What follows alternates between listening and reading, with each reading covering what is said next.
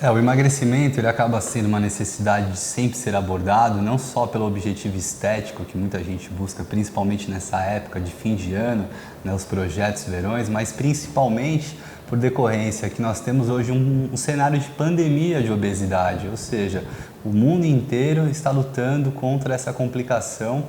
Nós temos um crescimento significativo no Brasil, hoje está por dados considerado que a cada 5 indivíduos, um está em estado de obesidade, a cada 2 indivíduos, um em estado de sobrepeso, fora aqueles que estão dentro do peso com uma composição de obeso.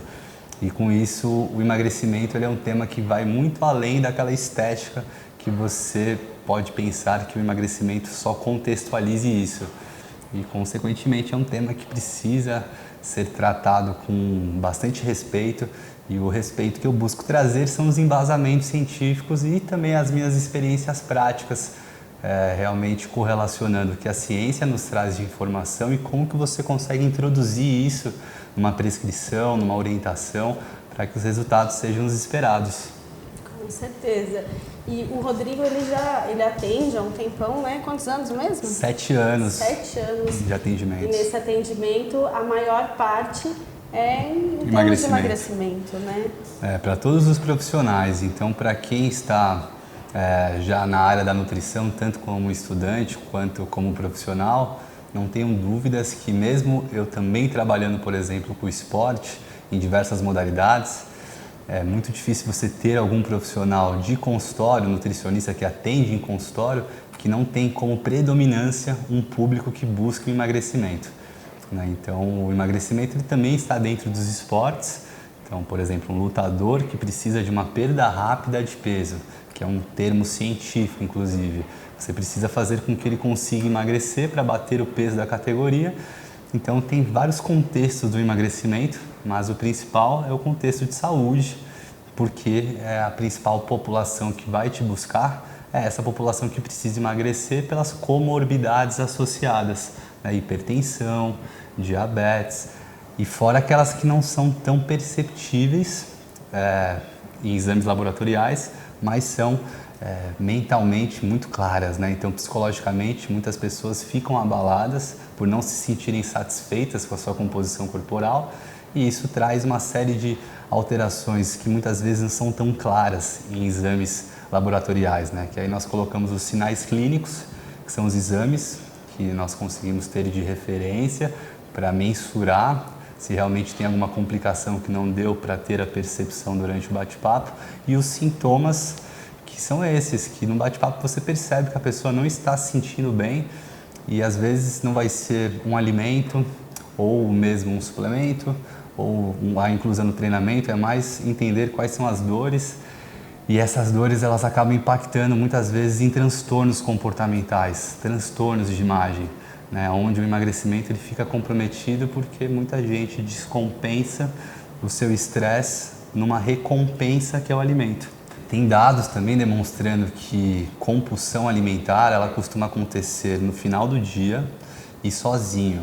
Então dificilmente você vai ver alguém em estado de compulsão em sociedade, porque ele se sente de certa forma julgado, e sozinho é o contrário, ele se sente à vontade e acaba se permitindo a buscar no alimento a sua sensação de prazer, mas normalmente seguida de arrependimento, porque sabe que não deveria ter feito aquilo, e isso acaba virando uma bola de neve negativa, né, onde o alimento ele acaba sendo parte de um transtorno que é gerado muitas vezes não só pela alimentação. Por isso que, na minha visão, um profissional que busca realmente trazer um resultado significativo para aqueles que os procuram, ele precisa levar em consideração que alguns gatilhos que desencadeiam na alimentação precisam ser conversados, e, consequentemente, você vai direcionar para o profissional especializado que for necessário, como um psicólogo, né, como um profissional de educação física, para que dentro dessa não só multidisciplinaridade, mas uma uma conexão de conversa entre esses profissionais, você vai perceber que muito mais do que dizer aquilo que ele deve ou não comer, é fazer com que aquilo que ele já sabe seja colocado em prática. Esse é o desafio e por isso que o atendimento ele tem uma função dentro da forma com que eu realizo de gerar educação, né? Então eu preciso fazer com que ele entenda o porquê dessas mudanças nesse momento e para isso eu uso do atendimento, que é o momento onde eu tenho mais condição de interação para passar todas essas explicações. E assim, o que eu quero mais dizer é que o emagrecimento ele é multifatorial. Então não vai ser se você tirar o pão, por exemplo, que você vai encontrar a solução. Certeza. Certeza! É uma realidade. Puxa, mas a gente vê tanto, né? Tirando o pão, se eu tirar o pão, pronto, eu vou emagrecer. Não é bem assim, né? É muito complexo, porque todos querem ter uma apresentação física, estética, mas a realidade é que poucos conseguem porque é difícil para todo mundo. Mas o mais importante é estar com uma saúde controlada. Você não precisa ter uma barriga tanquinho para você estar saudável, né? Muitas vezes é conquistado de maneira inadequada, né? E isso você acaba não conseguindo ter a percepção.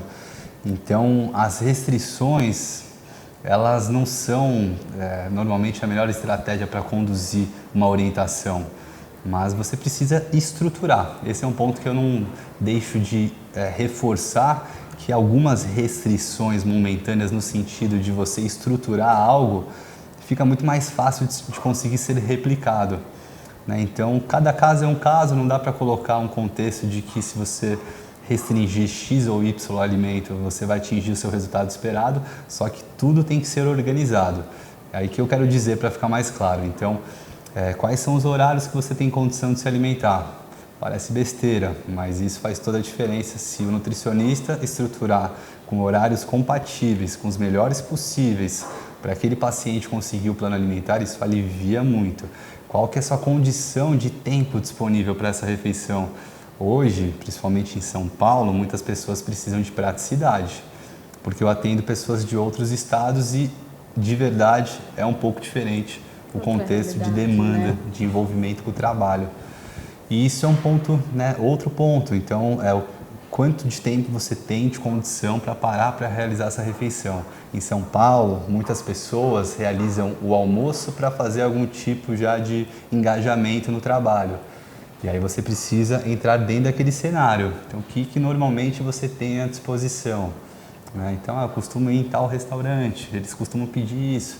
E aí a gente vai estruturando o contexto da alimentação para que fique algo possível de ser introduzido e se manter organizado.